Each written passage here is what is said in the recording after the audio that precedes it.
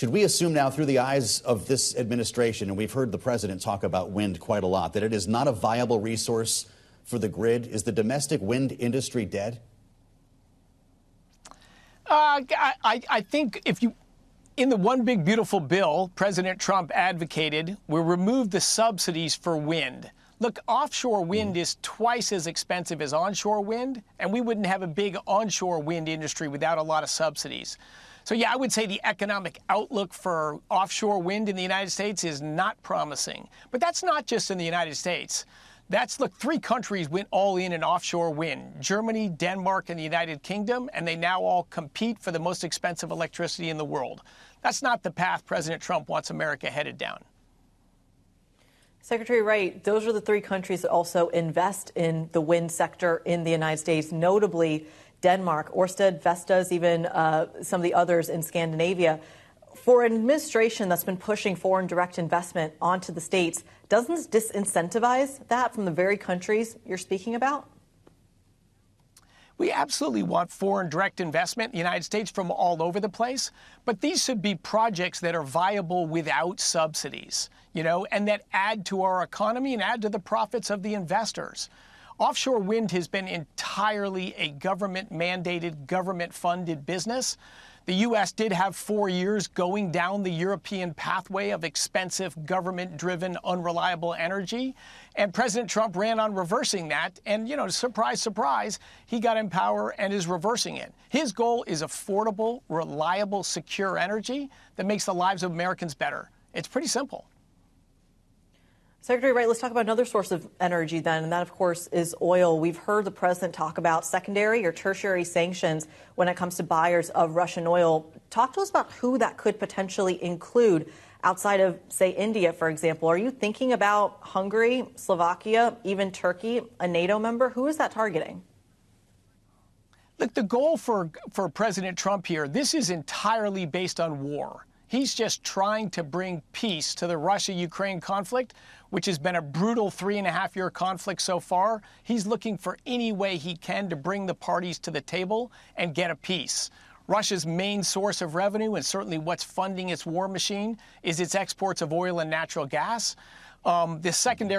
Most of Russian exported oil, about 90% of it, is bought by China and India. So here's a way where he's trying to dramatically reduce Russia's ability to export oil so they can't fund the war machine, and it'll bring peace.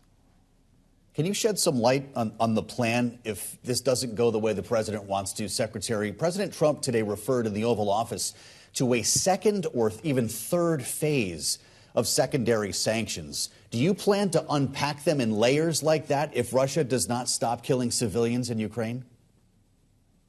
Look, the president is a master negotiator, and I'm certainly not going to leak his plans that might be coming. His goal is to put as little pressure as possible and get to the right result. So right now he's waiting to see if the trajectory we're on right now brings the parties together for peace. And if it doesn't, as you heard him say, of course there's additional steps. But I certainly won't be leaking those today. Secretary, have you done the math on what the cost is to American energy consumption? Every time sanctions are put on India, Russia, China, Europe, that, of course, has a cost on the global oil market and feeds right back into the cost on American consumers. What's the math on that? The math on that is the way you keep oil prices down is you encourage supply, particularly supply in the United States. The United States is actually a net oil exporter today. And President Trump has taken a number of actions, both through his executive pen, through the Department of Energy, and through the One Big Beautiful Bill to grow American oil production, which is at all-time highs today. And gasoline on an inflation-adjusted price is about as low as it's been in 2 decades. So I think we're on a pretty good track there. He wants more energy produced in the United States, lower energy prices, and more energy-consuming industries to locate in the United States. I think he's on a great path. Well, Secretary Wright, you're talking about more supply hitting the market, but the Baker Hughes rig count has been down this year by a significant margin. Most of that supply isn't coming from the states on the global market. It's coming from OPEC. How do you justify that to the American consumer and the South that is dependent on that energy production?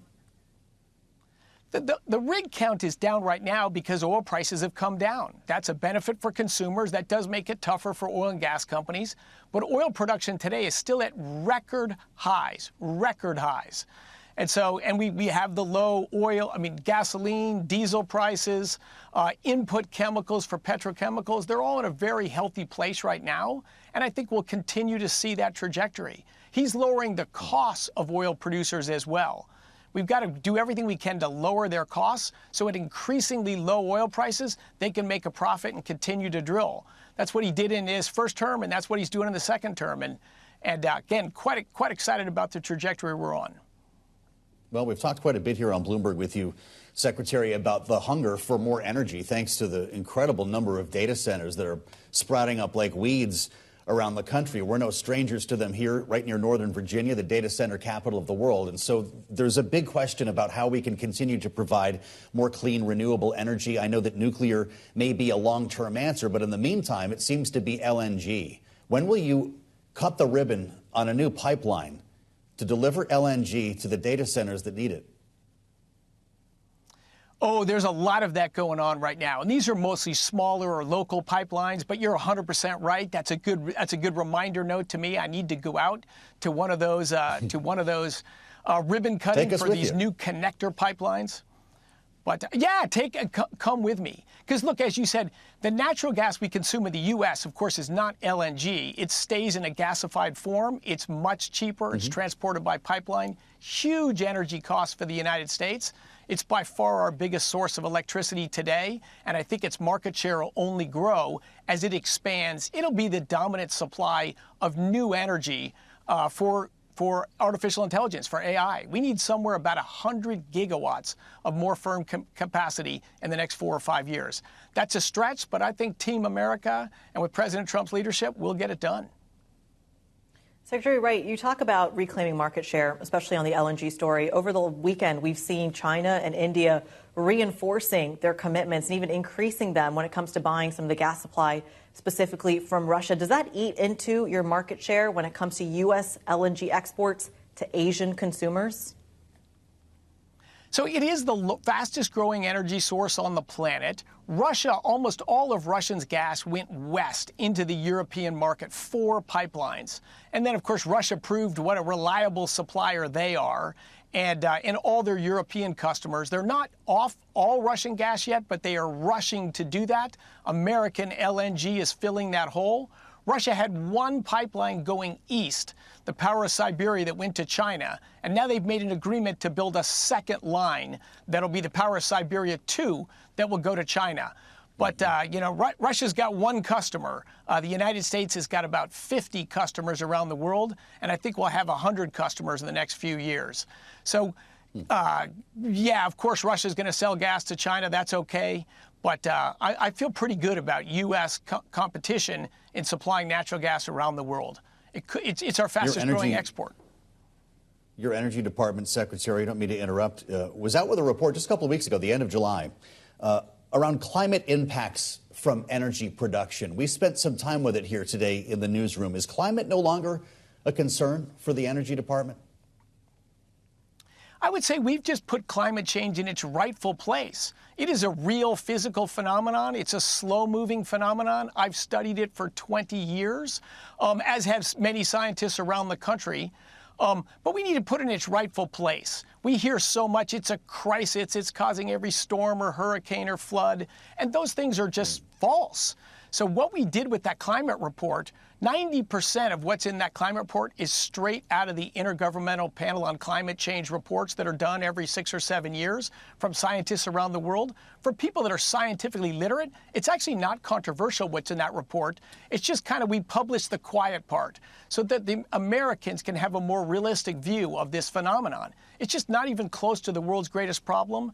But that's the only reason we've justified putting expensive wind turbines up. Why should we burden Americans with expensive electricity prices and scare our children and push businesses away in the name of like a crisis that's going to end the world in a few years? None of that is in the climate science. We're very excited to have an open, robust, data, fact-based climate debate. I'm thrilled about that paper and couldn't be more pleased with the 5 authors who wrote it. Secretary Wright, I'm visiting here in Washington from London, and I'm sad to be here because I feel like I'm missing your trip to Europe, where I'm usually based. Walk us through your message to your European partners when you make it to Milan next month. Yeah, so of course I'll talk about what's happened in natural gas in the United States and the world. I already mentioned it's 40% of the expansion of world energy production in the last 14 years. 40% comes from one source, natural gas. And look, I think we've got a lot of credit here for the American shale revolution. We've more than doubled American natural gas production, lowered the cost by more than half. And that allows us to win the AI race, to reshore manufacturing in our country, but also to supply our allies around the world so they can get energy from secure allies as opposed to adversaries and foes that are uncertain. Think of all the money that went into building those 4 gigantic Russian pipelines into Europe, and then the Russian troops go along one of those pipelines that goes right through Ukraine and invade that country and that neighbor. I think that made everyone realize energy is absolutely critical. It's critical to economic security. It's critical to national security. I'd say those 2 points, that's why President Trump got elected. That's the center of his agenda.